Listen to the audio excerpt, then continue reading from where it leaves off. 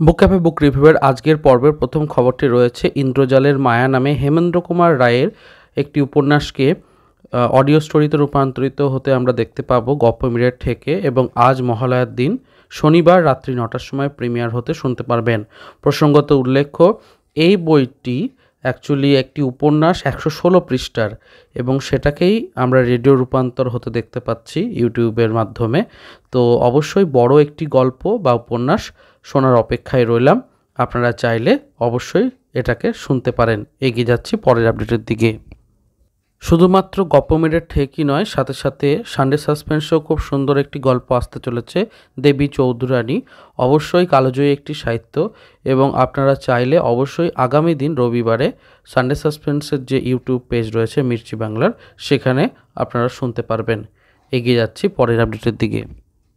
পরের আপডেট রয়েছে আনন্দ প্রকাশনীর নতুন একটি গ্রন্থ বিপণী উদ্বোধন হলো, এবং নিমতাতে এটা আপনারা পেয়ে যাবেন। এখানে ঠিকানাও রয়েছে নিমতার, তার সাথে দেখুন মোবাইল নাম্বারও অ্যাডেড রয়েছে। যাদের বাড়ি নিমতার কাছাকাছিতে বা এই গ্রন্থ বিপণীটা যাদের ক্ষেত্রে সুবিধা অ্যাক্সেসেবল হচ্ছে, তারা অবশ্যই এখানে গিয়ে কিন্তু আনন্দ প্রকাশনীর ভালো ভালো বইগুলোকে পেতে পারবেন। 15ই অক্টোবর 2023 উদ্বোধন হতে চলেছে বিকাল 5টায়। কাজেই আর 2-1টি দিন, তারপরেই আপনারা কিন্তু ব্যাপারটাকে অ্যাভেল করতে পারবেন।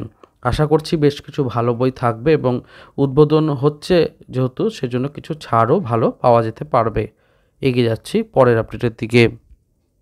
এর পরের আপডেটটা রয়েছে মেঘমুলুক টিম থেকে। মেঘমুলুক থেকে একটা জানানো হচ্ছে যে তারা আঁকা গ্রহণ করছেন, এবং একটা ইমেল রয়েছে, ইমেলে আঁকাগুলো পাঠিয়ে দিতে বলা হচ্ছে। মূলত শরৎকালের ওপরেই আঁকাটা হবে, এবং যারা প্রথম শ্রেণী থেকে 10ম শ্রেণী পর্যন্ত পড়ে তাদের জন্য এটা রয়েছে, এবং তার সাথে নিজের নাম, ক্লাস আর স্কুলের নামও সেখানে জুড়ে দিতে হবে। তো যারা ক্লাস প্রথম শ্রেণী থেকে 10ম শ্রেণীর মধ্যে পড়ো, তোমরা এই ট্রাইটা নিতে পারো। ওনাদের পত্রিকাতেই বুঝতেই পারা যাচ্ছে সেটা স্থান পাবে সিলেক্টেড আইটেমসগুলো। এবং মেঘমুলুক থেকে আপনারা সকলেই জানেন রিসেন্টলি শারদীয় পত্রিকা যেটা প্রকাশ হয়েছিল, সেটার আমি খুবই প্রশংসা করেছি, কারণ আদতেই এটা খুবই ভালো একটা পত্রিকা, মাত্র 120 টাকা দামে। তো আমার চ্যানেলে রিভিউ রয়েছে, আপনারা চাইলে দেখে নিতে পারেন মেঘমুলুক শারদীয় পত্রিকার। এগিয়ে যাচ্ছি পরের আপডেটের দিকে। পরের আপডেট রয়েছে আগামী সাপ্তাহিক বর্তমান নিয়ে 21শে অক্টোবরের। আপনারা সকলেই জানেন যে আমি সাপ্তাহিক বর্তমানের আপডেটটা দিয়ে থাকি, তো আজকের পেপার কাটিং থেকে এটা পেয়েছি।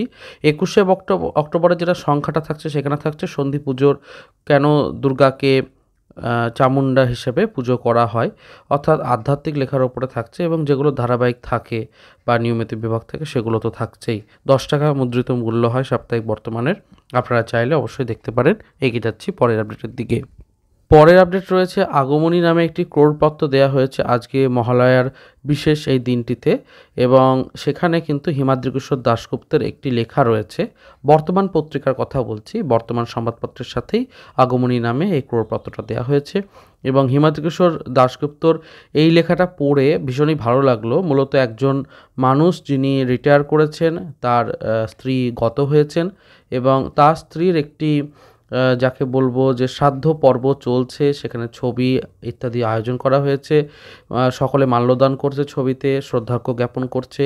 এমন অবস্থাতেই ছেলের বেশ কিছু একটা বিরূপ জায়গা দেখতে পাওয়া যাবে। এখন কি দেখা যাবে এবং ছেলেটি কি এমন করে বসবে, তাই নিয়ে সবটাই রয়েছে গল্পের মধ্যে। ছোট গল্প, হিমাদ্রি কিশোর দাশগুপ্তের লেখা যারা পড়তে পছন্দ করেন তারা দেখতে পারেন। মহালয়ার দিন অর্থাৎ আজকের বর্তমান পত্রিকার সাথে অ্যাটাচড একটা আগমনী বলে ক্রোড়পত্র রয়েছে, সেখানে রয়েছে। এগিয়ে যাচ্ছি পরের আপডেটের দিকে। আচ্ছা, এ প্রসঙ্গে জানায় শুধুমাত্র হিমাদ্রি কিশোর দাশগুপ্তেরই লেখা নয়, তার ঠিক নিচেই অংশমান করেরও মহাষ্টমীর অঞ্জলি নিয়ে একটা লেখা রয়েছে। মূলত সম্পর্কের কাহন এবং সম্পর্কের বুনট নিয়ে একটা বেশ সুন্দর লেখনী তৈরি হয়েছে এখানে। যারা এই ধরনের লেখা পছন্দ করেন তাদের জন্য কিন্তু একটা ভালো আকর্ষণ হয়ে উঠতে পারে। এগিয়ে যাচ্ছি পরের আপডেটের দিকে। আপডেটটা রয়েছে একটি পূজাবার্ষিকী যেটি হাতে লেখা হচ্ছে, এ নিয়ে আমি আপডেট আগেও করেছিলাম। তো সেই পূজাবার্ষিকীর প্রচ্ছদটা এখানে রয়েছে। সংশক্তি পূজাবার্ষিকীর প্রচ্ছদ, হাতে আঁকা প্রচ্ছদ, ভেতরে লেখা টেখা সমস্ত কিছু কিন্তু হাতে। ওনাদের করোনার পরে হঠাৎ করেই ব্যাপারটা মানে প্রচণ্ড একটা আর্থিক টানাটানি শুরু হয়, এবং সেই কারণে তারা ঠিক করেন যে পূজাবার্ষিকী তারা হাতেই লিখবেন, এবং যতগুলি অর্ডার পাওয়া হয়েছে সব কটাতেই কিন্তু হাতেই লেখা হয়েছে। এবং বিষয়টা ঘটেছে পূর্বস্থলী 1 নসরতপুর থেকে এটা রয়েছে কালনার দিকে এই জায়গাটি। তো বর্ধমান কালনার কাছাকাছি অঞ্চলে যারা আছেন তারা পত্রিকাটিকে সংগ্রহ করতে পারেন। 56 পৃষ্ঠার এটা পত্রিকাটি রয়েছে। এগিয়ে যাচ্ছি পরের আপডেটের দিকে। প্রকাশিত হয়ে গেল রূপা মজুমদার সম্পাদিত একটি নতুন বই এক্কা দোক্কা। মূলত শিশু কিশোর এবং কিশোর কাহিনী রয়েছে। রওনাক প্রকাশনী থেকে এসেছে এটা, এবং এই বইটির সূচিপত্রটা আমরা দেখে নেব। প্রচ্ছদ ভালো হয়েছে, সূচিপত্রেও বেশ কিছু ভালো লেখা রয়েছে। স্ক্রিনে দেখা যাচ্ছে প্রথম সূচিপত্রের পৃষ্ঠাটা, যেখানে রয়েছে শীর্ষেন্দু মুখোপাধ্যায়, পবিত্র সরকার, নির্বেদ রায়, তারপরে নন্দিতা বাগচি, হেমেন্দ্র শেখর জানা, দীপান্বিতা রায়, শ্যামল চক্রবর্তী, রীতা বসু, অনন্যা দাস প্রমুখ ভালো ভালো নাম। এবং সূচিপত্রে শুধুমাত্র গল্পই স্থান পায়নি, তার সাথে স্থান পেয়েছে অনুবাদ এবং নিবন্ধ, কবিতা, কমিক্স। তো সব মিলিয়ে খুব ভালো একটি বই, আপনারা চাইলে দেখতে পারেন। রওনাক প্রকাশনী থেকে এসেছে। এগিয়ে যাচ্ছি পরের আপডেটের দিকে। এবার শারদীয় সন্দেশ পাচ্ছেন ফ্রিতে। বিষয়টা হচ্ছে যে 25% ছাড় দিয়ে মোট 1599 টাকায়, মানে 1600 টাকার বই কেনাকাটা করলে আপনারা শারদীয় সন্দেশ 1430 বিনামূল্যে পেয়ে যাবেন। সম্পূর্ণ গ্রন্থ তালিকা পেতে পারবেন বা অর্ডার দিতে পারবেন এই নাম্বারটাতে। যারা একেবারেই বিচিত্রপত্র গ্রন্থন বিভাগের কোনো বই কেনেননি, তারা এই সুযোগটাকে নিতে পারেন। জেনারেলি খুব ভালো ভালো বই রয়েছে বিচিত্রপত্র গ্রন্থন বিভাগের, মূলত রবীন্দ্রনাথ ঠাকুর এবং সত্যজিৎ রায়কে কেন্দ্র করে। তো ওনাদের কাছ থেকে গ্রন্থ তালিকা চেয়ে নিয়ে আপনার পছন্দের টপিক অনুযায়ী বইগুলোকে সিলেক্ট করে যদি পাঠিয়ে দেন এবং পত্রিকাগুলোকেও পাঠিয়ে দেন, হয়তো দেখা যাচ্ছে টোটাল 1500 টাকা বা 1600 টাকার বিল হলো, তাহলে ওনারা কিন্তু ফ্রি ডেলিভারি চার্জে অবশ্যই তার সাথে একটি শারদীয় সন্দেশও পাঠিয়ে দেবেন 1430-এর। দেখতে পারেন। এগিয়ে যাচ্ছি পরের আপডেটের দিকে। আমাদের সকলের প্রিয় চাঁদ মামা এবার 30% অফে পাওয়া যাচ্ছে।